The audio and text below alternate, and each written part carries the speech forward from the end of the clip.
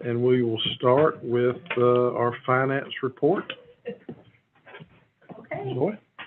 So it seemed to help last year when I put that the state owed us money, so I I put that the county owes us some money related to courts. We have not received our last two quarterly reimbursement requests from the county, so if anybody has an in with them, we just want to stay on top of that. Sales tax over the last month was over last month this time of year, but it's still below the forecast. I'm continuing to not be overly concerned about that. I mean, we watch it every month, and if we need to make adjustments, we will. We're continuing to work through the 911 consolidation, and the chief may have more to say about that later. The far right column on page 5 has that court AR amount. And I did want to point out on page 5 to everybody that that's something fairly recently added, are those AR amounts. So that's anything accounts receivable that we were able to input that module in our new system, and Crystal's in charge of it. So that's what those things reflect, and that's why they're highlighted yellow, because they're new. So that's that over there. And then let's see, streets. I am a little bit concerned, but I had some good conversations with Troy, and he's on it. He's already cutting spending way back, and I'm supposed to get him some re-evaluated cash flow expectations. It's not anything we're doing twofold. Street was hit twofold this year. Their revenues are down, and we get most of those revenues via sales tax or the state, and both of those are down. And also their expenses have gone way up. So, you know, that's part of the thing, but like I said, they're on it and they're reevaluating, and we're gonna get a plan together. And then, page 7, I still have not done the infrastructure fee transfer from 620 fund to 500 and 510. I did run the numbers on that, and it would not pull 500 up like I wanted it to, but it would improve that situation. And both of those continue to wait pending the ANRC money that we are supposed to get in June. Right? Yep. So that's really all I had on the regular monthly report. Did anybody have any questions for me on it? Okay. Do you want us to go to capital next, Street? Sure, if there's no questions. The only thing that was purchased last month was the 6 Jeep Cherokees for Public Works that was approved in the budget. Anybody have any questions on that?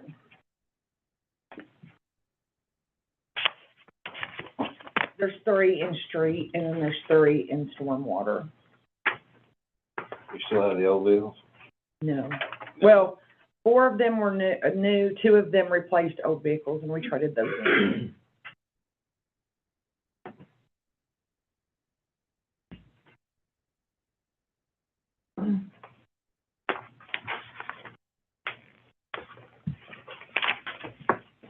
Any questions? Yeah. All right, thank you. All right, any feedback on our new communication tools? We started last month. Wanted to make sure if there's any other information you need, any tweaks you'd like to see us make. Any thoughts on those communication tools? Pretty good in my opinion. Okay. Feel good. I think they're great. I mean, if the employees like them, I really like them. I think And everybody's, it's not overtaxing them. no.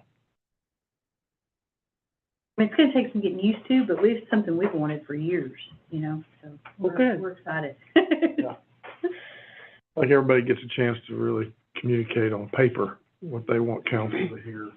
And then you get to see that way in advance. In the past, felt like you're getting up there taking questions, you weren't even sure what you're going to get yet. So continue to, anything that you get Thursday for next council meeting, if there's any questions, if there's any concerns, anything that you as a council aren't confident in or whatever, again, definitely want to make sure we workshop things that aren't ready. So if there's something comes up on these council agendas, when you get that stuff Thursday, you're like, hey, this isn't quite ready yet, Chris, just please let me know. And we'll take our time and make sure everybody's on the same page before we go the strategy again is informational meetings like this one, and then council meetings are for action. So if there's anything you guys aren't ready to take action on, please continue to let us know. Because we are happy to give you, as much information as you need, and that's a good segue.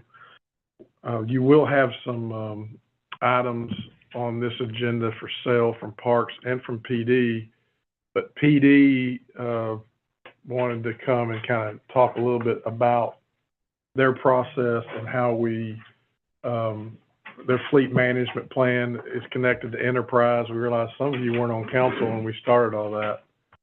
So wanted you guys to have that, and Chief Menden can share with you kind of what our plan is there. I think Crystal made you a sheet. I have a different sheet too, same thing that you can have too. First shows the depreciation, and mine's just a list with the same vehicles.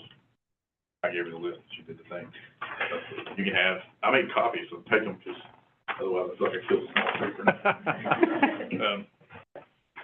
Essentially what this is just an updated list of vehicle equipment for us to sell off.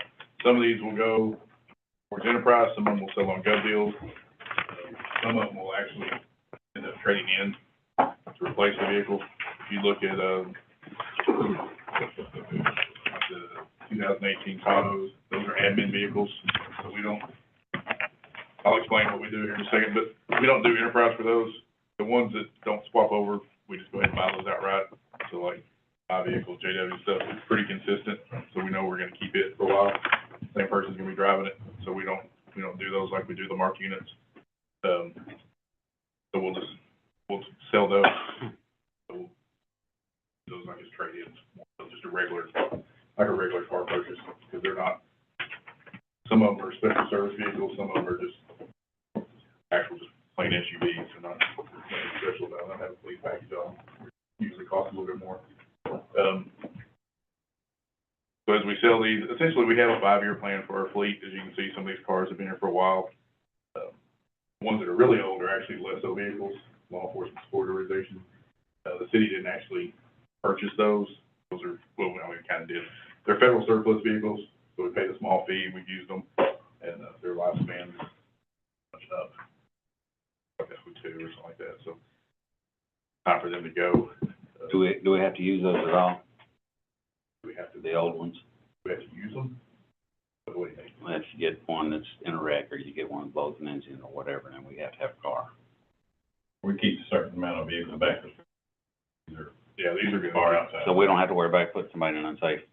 No, those are not, the LESO vehicles are not being driven by officers on a daily basis. They're utility vehicles, like the ones that, the large truck that used to haul stuff and everything, but, no, it's, officers don't drive these, no, not the LESO vehicles. Does that make sense on that part? So, I guess, 2019, we entered an agreement with Enterprise. Instead of, before, we always rode the whole fleet over. Every 5 years, we just buy all brand new vehicles, do it. We entered a deal with Enterprise. It's a revolving thing. So as we buy the vehicles, we get traded back into Enterprise. Whatever we made off of it, say if a vehicle was, when we trade it back in, is worth, say it's worth $15,000, we only owe $10 on it, then we banked $5,000 off of it towards our price. Makes sense. Now the cars that we've been trading in so far have been cars that we owned. The city actually owned. It was based on the last one we had. Some of the reasons wasn't do it. Mm-hmm. So this will be the last year that we really have any blue cars that the city actually owns completely outright that we already paid for. From here on out, they're all enterprise vehicles, and we'll just roll over to them. And so one of the things that was done previously was rolling the whole fleet over. That is very taxing to roll over 40, 50 cars every 5 years at the same time. And COVID kind of helped us not do that because we couldn't get cars. So now we've got some Chargers that are this old, got some Tahoes that are this old, got some Durangos that are this old. So it's kind of helped us where we want to be, which is purchasing 7 to 8 vehicles a year instead of the whole fleet. So really, every year, we're going to buy new vehicles. And then every year we're gonna sell or trade those in. Whatever we get rid of, it goes back into it. It's one of the few things that COVID actually helped with as far as managing the fleet, because we just couldn't turn it over if you want to. I don't know that we can do it right now if we wanted to. You're not gonna get the cars. Really kind of get what we get, don't throw a fit kind of thing. Mhm. Fine. Some of these, you take them. Because they're just still, the market's not really what it was. Whereas it used to back in the day, you order your cars, you're gonna get what not at that point. Getting better, but it's not where it was 4 or 5 years ago, certainly. Another thing with the enterprise too is they purchased it, they purchased all the equipment. We don't start making a payment on it until we receive the vehicle. Or in the past, we had to take out $1 million loan, and it takes sometimes 4 to 5, 6 months, and I mean, I've been there before, Joey screaming, it's November, and y'all haven't paid for it. We're like, we ain't got them yet, so we can't make it. So we haven't spent all the money yet to make payments, because we didn't receive the stuff yet, and that does, it's certain points of a budget book when you're, gotta spend money by a certain time, but vehicles weren't here. So that kind of eliminates some of that. Yeah, If you look at our- kind of on a related note, I don't know how many of you picked up on it or not, but last year, that was one of our audit comments, was related to the enterprise agreement and the way that we handled it. And we have worked through those issues. Crystal spent a ton of time working with JW and Carl, and I think we've got a plan going forward, so that shouldn't be an issue. I don't anticipate it being an issue for 2023 either. We're working through it right now. So, but, you know, it is a fairly complicated process, and it does complicate things on the backside for the audit. But it was that way, like he was saying, the old way too. So there's pros and cons of doing it both ways. But we used to also do separate purchase orders for all of the extraneous equipment that it took to outfit a police car. And so that was a lot of additional paperwork and headache that we weren't having to do at this point. So, you know, it's So now, until we take position, we don't make a payment. If you look at our 2021 Tahoes, they came in like September of, anyway, by the time they actually, you saw them at the dealership, by the time they actually hit the street, it was almost a year. But we didn't pay on them until we actually took possession of them. Even though the cars were here, they were in the works, getting the equipment dropped out and stuff, until they finished every little detail, we don't make a payment. Is Fleet still the only outfitter around? Dana Safety, yeah, they bought out Fleet. Is there any way else we could? Well, send them out of state. I've always had. It's just fine to get them upfitted, but when you got warranty work. Yeah. Yeah, I mean, we've had a pretty good working relationship with them. I know, it seems like they got the market cornered. Well, they do, and that's part of the problem. They do it. If Little Rock orders 60 cars, we order 8, they're gonna do 60 cars for Little Rock probably. Now, they'll take care of ours too, but in North Little Rock, and then you'll have Conway and Jacksonville and Sherwood and stuff, and you go over there, there's times when they've had to park the cars at the PD. We didn't actually have possession, they parked them there because they didn't have room on their lot to keep them. They are pretty much the only game in town. I think they work about 10 days at a time working on cars, but everybody that's tried to open up and do the same thing lasts about a year or so, and they run out of business. And the same shop guys are just going back and forth to whoever's paying the most money. So, same people working on the cars and doing it, it just depends on who's paying more money that week. Did Tico do anything? That state. The one in Shreveport does, so if we want to take them down to Shreveport, they'll do it for us, which I hear they do a good job, but like I said, then you got a warranty issue.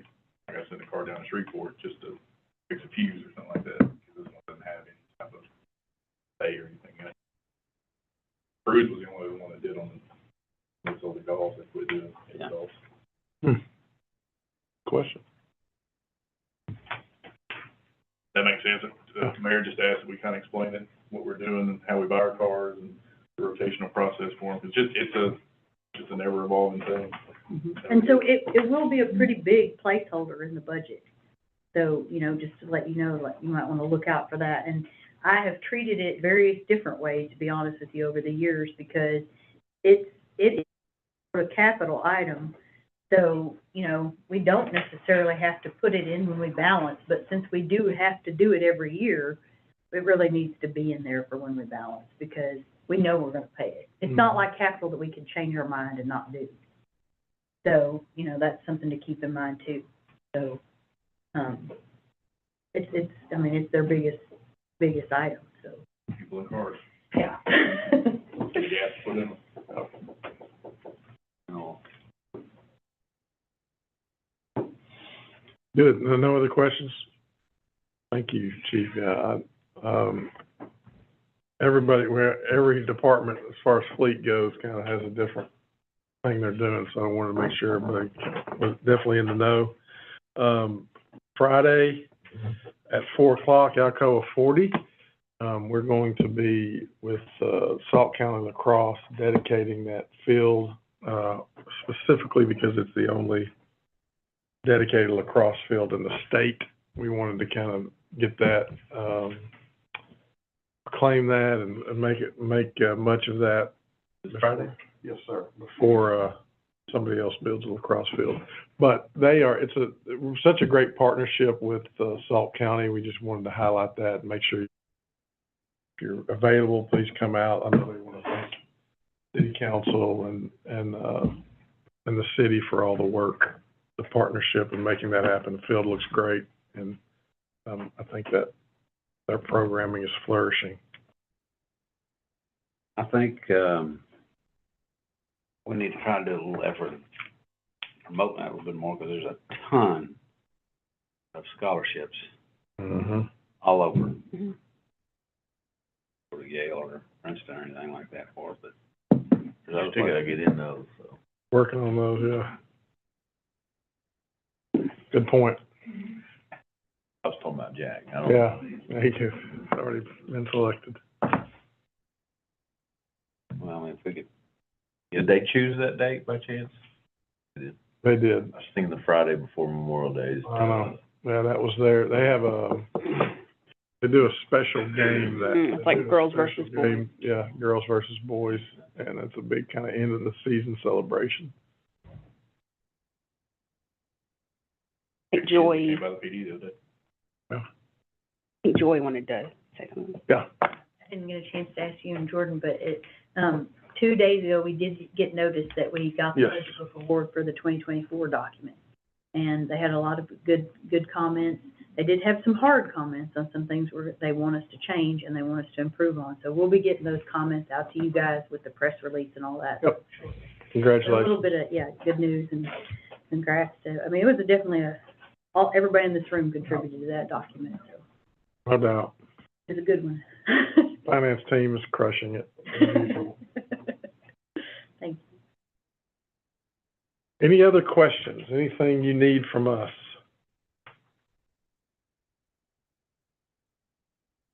Okay, we're adjourned. Thanks, everybody.